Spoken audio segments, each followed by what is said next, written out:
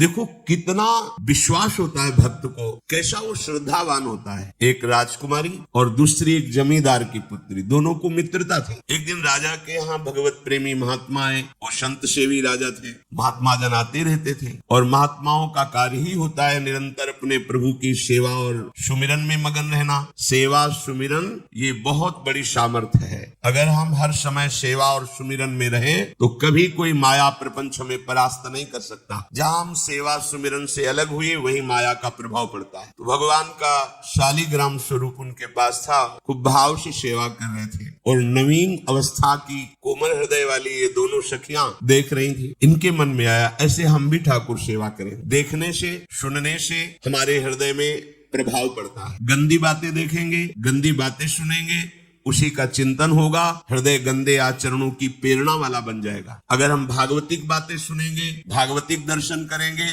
तो भागवतिक चिंतन होगा, हृदय भागवतिक प्रेरणा वाला बन जाएगा। कई दिन संत भगवान रुके, रोज सेवा कीर्तन कथा सरल हृदया। उन दोनों सखियों में बात आई कि चल करके संत भगवान से कहते हमको भी ठाकुर जी दीजिए। दोनों ने चरण पकड़कर प्रार्थना की, गुरुदेव हमारे हृदय में भी इच्छा हो रही कि हमें ठाकुर सेवा मिले। अब दोनों बच्चे ही थे। संत भगवान ने विचार किया सेवा पद्धति में बहुत सावधानी की आवश्यकता होती है। अभी ये बच्चे हैं, कहीं सेवा अपराध न बन जाए। सेवा अपराध भी होता है। उपासना में चलने वाले उपासक को सेवा अपराध और उप सेवा अपराध 32 ये 64 इन पर सावधान रहना चाहिए।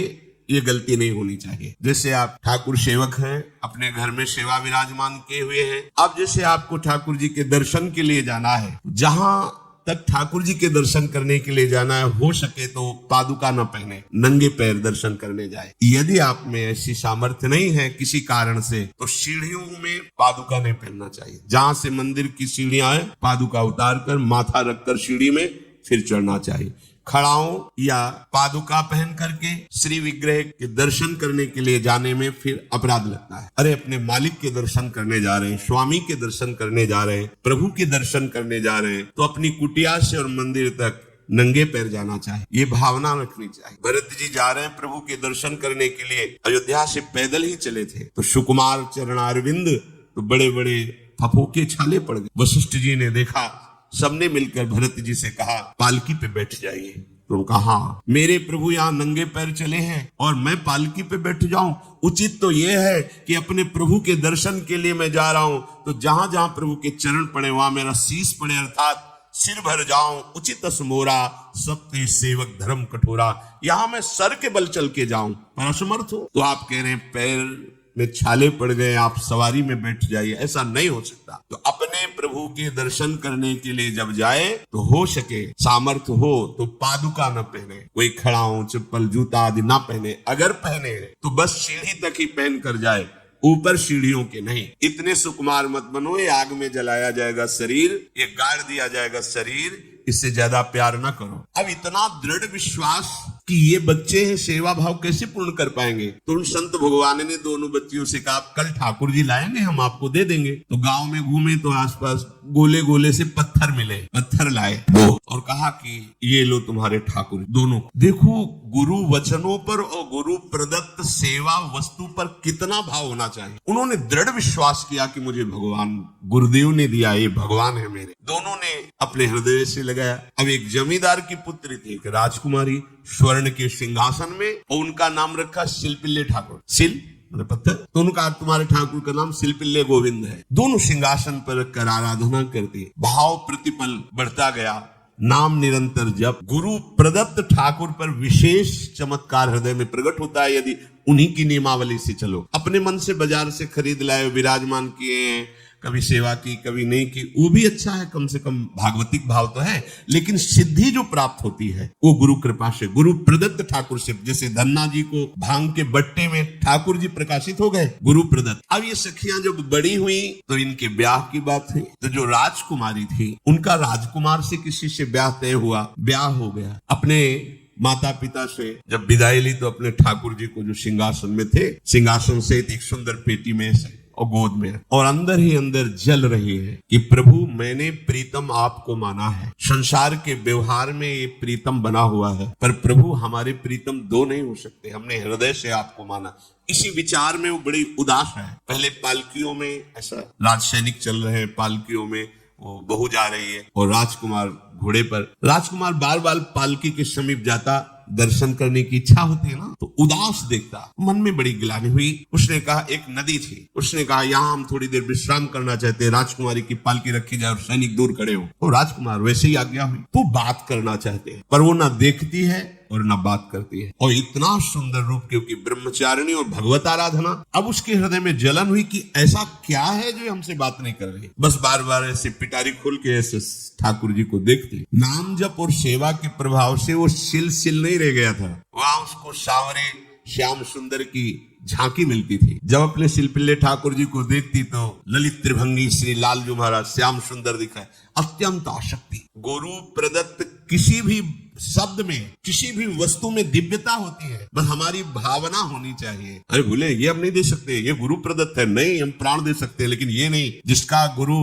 वचन पर, गुरु प्रदत्त वस्तु पर, गुरु प्रदत्त ठाकुर पर दृढ़ निष्ठा हो गई, वही सिद्ध हो जाता है। अब उसने समझ लिया कि पिटारी में जो कुछ है यही हमारे और राजकुमारी के बीच में बाधा है। 2-4 दासियों को बुलाया और कहा इनको बातों में उलझाओ, पिटारी पीछे हमें दो। और प्रवीण दासियां उनको विनोद भाषा में, हंसी मजाक में बात, लेकिन वो उदासीन। धीरे से गोद में पेटी थी, ले ली, हम लिए हुए हैं, आप बातचीत में सारा, और पेटी उनको दे दी। राजकुमार ने राजकुमारी से कहा यही पेटी तो हमारे आपके बीच में बाधा, फेंक दी नदी में। अब तो जो उसके हृदय में पीड़ा हुई, भारी हुई। अब राजकुमार है, सैनिकों के साथ तुरंत पालकी उठवाई, महल ले गया। पर वो आसक्त है, इतनी सुंदर राजकुमारी, क्योंकि भागवतिक तेज से संपन्न में आकर्षण होता है। राजकुमारी ने कहा यदि हमारे ठाकुर नहीं तो मैं नहीं, आज से अन्न जल त्याग, प्राण त्याग दूंगी अगर हमारे ठाकुर जी हमारे समीप नहीं तो। आज से अब एक बूंद कैसे पिए, अपने ठाकुर को भोग लगा के पाला है और ठाकुर जी फेंक दिए गए। भारी व्याकुलता, जैसे मीरा जी कहते दृश्य बिन दुख न लागे नहीं, न रात में नींद है न दिन में अन्न जल है, व्याकुलता। अब भयभीत हो गया राजकुमार। पूरा महल इस विषाद से हो गया कि अगर नवीन राजकुमारी प्राण त्याग देती है तो क्या होगा लोक समाज में, कि अभी नवीन राजकुमारी गई, ये लोग ऐसे निर्दयी हैं कि ऐसा व्यवहार किया कि उसने प्राण त्याग दिया। राजकुमार घुटने में आ गया, घुटने टेक कर राजकुमारी से कहा मैं तुम्हें दुखी नहीं करना चाहता, पर मैं तुमको छोड़ भी नहीं सकता। अब हमें आप वो उपाय बताओ जिससे आप मुस्कुरा दो, आप प्रसन्न हो। तो उनका हम अपने ठाकुर के बिना जीवित नहीं रह सकते। यदि आप हमें जीवित देखना चाहते तो हमारे ठाकुर जी लाग। ठाकुर जी को नदी में फेंक दिया था। पारिवारिक जनों के साथ राजकुमार उस नदी के तट पर गए और राजकुमारी से कहा तुम्हें इतना प्रेम ठाकुर जी से, तो तुमसे ठाकुर जी कितना प्रेम करते हैं। अगर तुमसे ठाकुर जी प्रेम करते हैं तो मुझे प्रमाणित कर दो, तो मैं जीवन भर तुम्हारी आज्ञा में रहूंगा। अच्छा, तो तुम ये देखना चाहते हो कि ठाकुर जी हमसे कितना प्रेम करते हैं। हाथ फैलाया और आर्त भाव से पुकारा, गोविंद अब आपके बिना मैंने जीवित नहीं। अंदर से जीव ही प्रार्थना की तो जल से सिंहासन सहित शिल्पिल्ले भगवान जैसे कोई वायु के प्रवाह में आ रहा हो, ऐसे आए और छाती से चिपक गए। पूरा परिवार राजकुमार ये देख रहा था। हृदय से ठाकुर जीवन भर के लिए दासत्व स्वीकार कर लिया और कहा जैसी आप आज्ञा करोगे। जैसे मीरा जी, जब राणा जी से ब्याह हुआ तो प्रथम मिलन की रात में मीरा जी ने कहा सावधान, तुम हमारे पति नहीं हो, मेरा सुहाग गिरधर से है, श्याम सुंदर ही मेरे पति हैं। व्यवहार में तुम पति बने हो। यदि हमारी बात समझ पा रहे हो तो जीवन में कभी हमारा स्पर्श मत करना। ये जीवन केवल गिरधर के लिए, दूसरे के लिए नहीं। उतर गए शैया और जैसे सेवक होता है, बोले अहो भाग, मुझे ये सौभाग्य मिला कि इतनी महाभाग्यवती की सेवा करने का। एकांत में मैं सदैव तुम्हारे शिष्य की तरह बर्ताव करूंगा, पर समाज में तुम्हें बहू की तरह बर्ताव करना होगा, नहीं तो लोग जीने नहीं देंगे। समाज में पत्नी की तरह और एकांत में गुरु शिष्य के, तुम हमारी गुरु होगी और हमसे ऐसा ही बर्ताव राणा ने, ऐसा ही उस राजकुमार। हमारी भागवतिक निष्ठा ऐसी होनी चाहिए कि जो गुरुजी ने मंत्र दिया है, जो गुरुजी ने उपासना दी है, उसमें दृढ़ विश्वास होना चाहिए। हमारे अंदर किंचन मात्र फिसलाव नहीं होना चाहिए। और आ गए जो महामहिम सूत्र है, जब तक हमारा मन प्रभु में समर्पित ना हो जाए तब तक पाप होने की संभावना होती है, बड़े बड़ों से चूक हो जाती है। इसमें ये नहीं कहा जा सकता कि हम इतने वर्ष से साधन में लगे, हमसे चूक नहीं होगी, ये तो भूल जाना। बड़े बड़ों से चूक करवा देना माया का कार्य होता है, पर जिनका मन प्रभु को समर्पित हो गया है उनसे चूक नहीं हो सकती। इसलिए जो अगला सूत्र वर्णन किया कि जितने भी पापाचरण होते हैं वो सब मेरे से होते हैं, ऐसा उपासक दृढ़ निश्चय करे।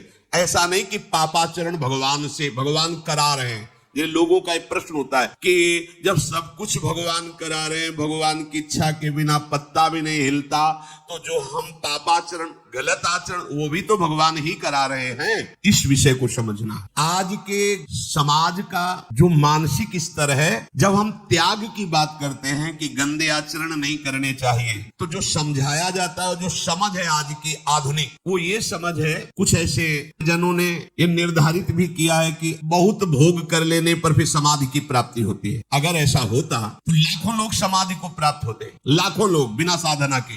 क्यों? बचपन से लेकर के पूरे जीवन तक भोग ही भोग रहे, सब समाधि में पहुंच जाते हैं। प्रायः सबके दिमाग में बात बैठी है कि अगर हम भोग ले तो हम मन को समझा सकते हैं, लेकिन आप बात अनुभव की समझ लीजिए कि आप भोगने के लिए जो ही गए तो मन के गुलाम बन करके गया, वो कभी तुम्हें मुक्त होने का अवसर नहीं देगा। और आज तक किसी ने भी ऐसा नहीं कहा भोग भोगने के बाद कि आज के बाद मैं प्रण करता हूं, मैंने जान लिया कि इसमें सुख नहीं है, आज के बाद कभी भोग नहीं भोगूंगा। कभी किसी ने नहीं। सबको इस दलदल में गिरने के बाद सदगुरु या भगवान ने ही निकाला है, स्वयं आज तक कोई निकल नहीं पाया, कोई नहीं निकल पाया। ये ऐसा दलदल है। पर लोगों की भ्रांति रहती है कि ये जो मेरा मन जिन भोगों के लिए लालायित हो रहा है, उन भोगों को खूब भोगूं, फिर बाद में अनुभव जब हो जाएगा तब हम इनका त्याग करके फिर भजन मार्ग में चलेंगे। जो भजन मार्ग में चलते हैं उनके मन में भी लगा रहता है कि अगर एक बार भोग लूं तो मन को समझा तो सकता हूं। ये है आधुनिक सोच, ये है हमारे मानसिक सोच का स्तर। सब लोग देख लीजिए। अब भागवतिक सोच और शास्त्र सिद्धांत का जो मत है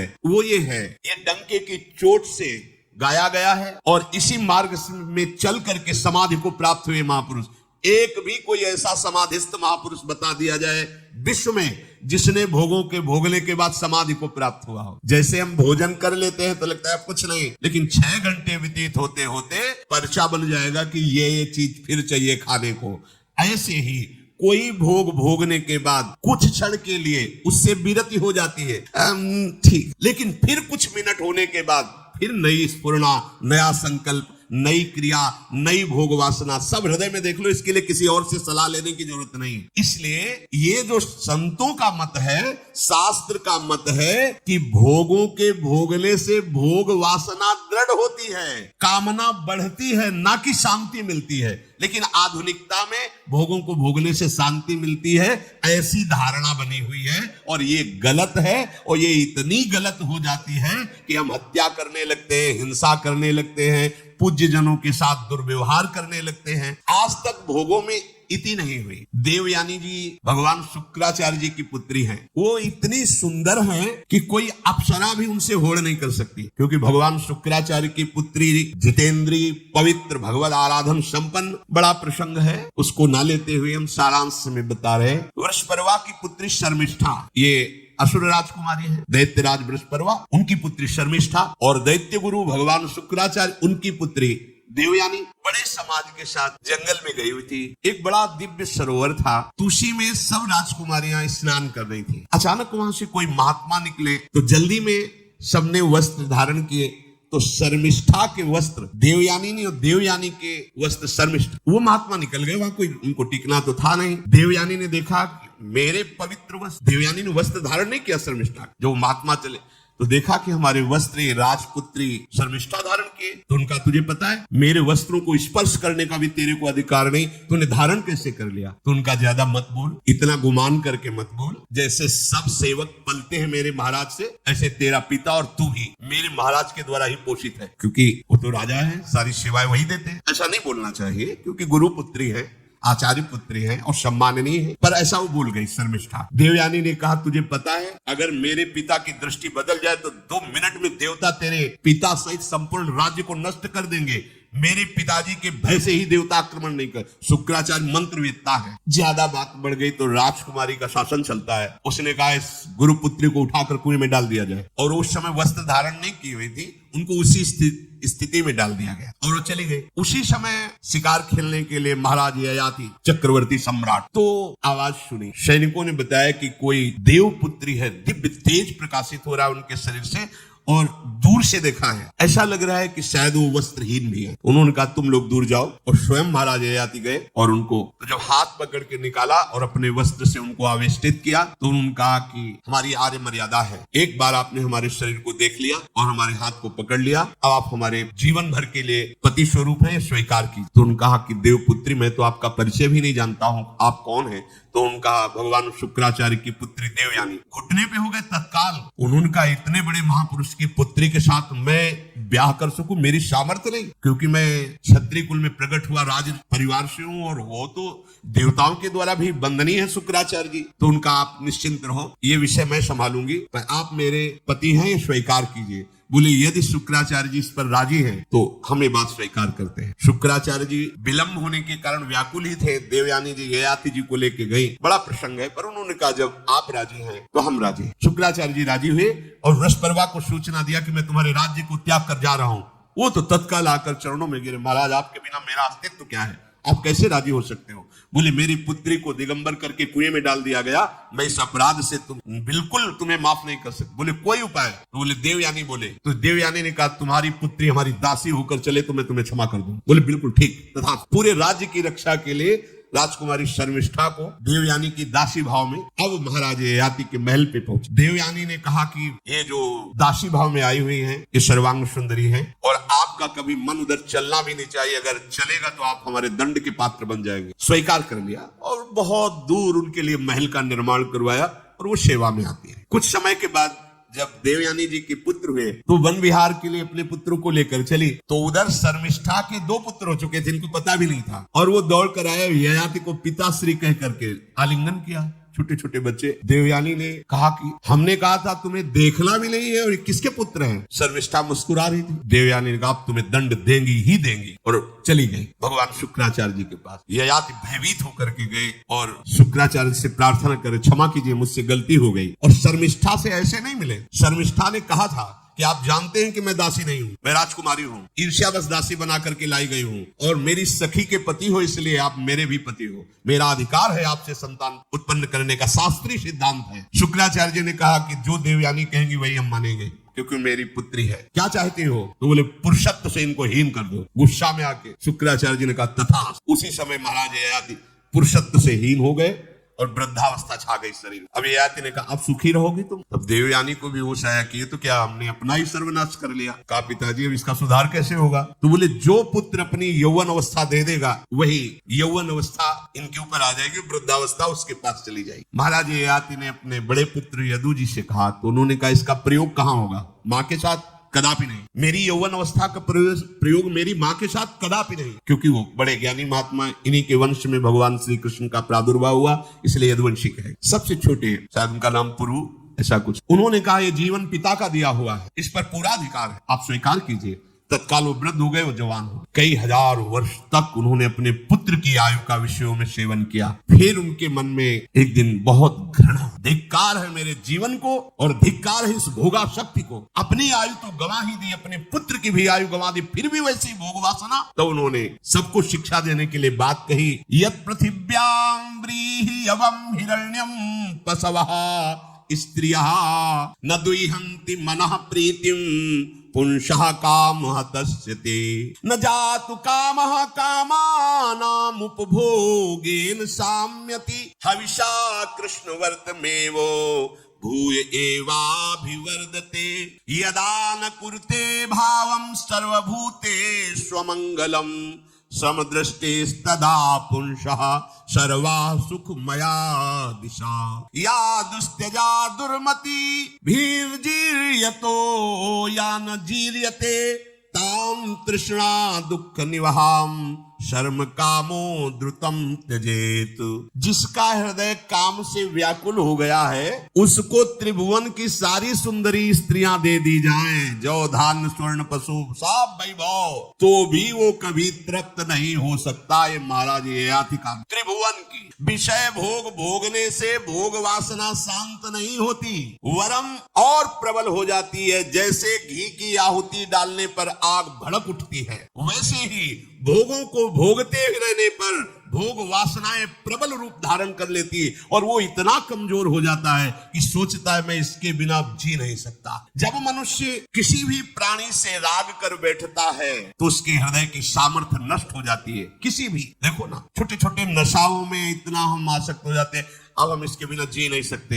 किसी भी वस्तु का जब हम भोग करते हैं, इसके बिना जी नहीं सकते। इसलिए सबको संदेश महाराज ययाति देते हैं, यदि तुम अपनी कामना को शांत करने वाले, रोकने वाले बन गए तो 10 दिशाएं तुम्हारे लिए सुखमयी हो जाएंगी। विषयी पुरुष को तृष्णा रात दिन जलाती रहती है, बहुत भोग भोगने पर भी वो कभी शांति या तृप्ति प्राप्त नहीं कर पाता। इसलिए जब हम भगवत मार्ग में चलते हैं तो ये तृष्णा और कामना ये डाइन की तरह हमारे हृदय में लगी रहती है। तृष्णा, भोगे हुए भोग को बार बार भोगने की इच्छा। कामना, सुने हुए देखे हुए भोगों को भोगने की इच्छा। तो उपासक जब तक अपने मन को प्रभु में नहीं दे पाता तब तक मन ये धोखा दे देता है। इसलिए बहुत सावधान रहना चाहिए। प्रभु की शरण में हो करके नाम जप करो और सदैव गुरुजनों की आज्ञा पर रहो, तो ये काम, कामना, वासना, ममता, आसक्ति, राग, द्वेष ये तुम्हें बांध नहीं पाएंगे। इनकी कृपा से आपको भगवत साक्षात्कार हो जाएगा। गुरु वाणी, संतों की वाणी, ये हमारा जीवन बन जाए। अगर ये जीवन नहीं है तो फिर मन हमें ऐसी जगह फंसा देगा जहां से हम निकल नहीं पाएंगे। इसलिए सावधान होकर जीवन व्यतीत कीजिए। बड़ा अमूल्य जीवन है। अमूल्य जीवन का लाभ है भगवत प्राप्ति, भगवत साक्षात्कार। अगर आपको यह वीडियो अच्छी लगी है तो वीडियो को लाइक करें, कमेंट करें और चैनल को सब्सक्राइब जरूर करें। और मैं आपको मिलता हूं कल एक और नए वीडियो के साथ। राधे राधे।